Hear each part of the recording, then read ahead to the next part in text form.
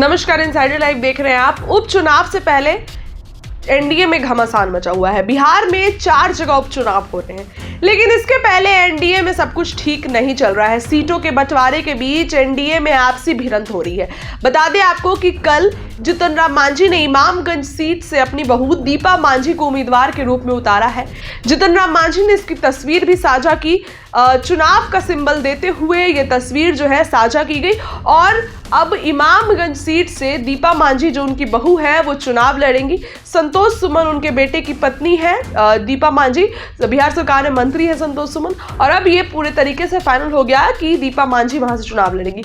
लेकिन इसके बाद चिराग पासवान के जीजा सांसद अरुण भारती ने एक पोस्ट किया। ये पोस्ट आपकी स्क्रीन पर चल रहा होगा। इसमें वो लिखते हैं कि उपवर्गीकरण के समर्थक माननीय जितन राम मांझी जी को उपवर्गीकरण सबसे पहले यहां लागू करना चाहिए। इस पोस्ट के बाद हम पार्टी में घमासान मच गया है। जितन राम मांझी पर अरुण भारती ने साफ साफ कटाक्ष किया है।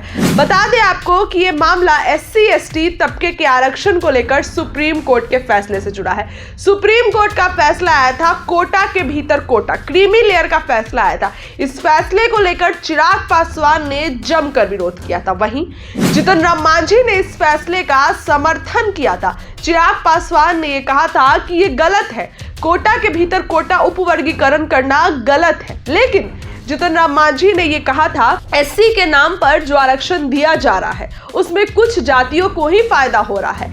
SC में शामिल ऐसी कई जातियां हैं जिन्हें आरक्षण का लाभ नहीं मिल पा रहा है।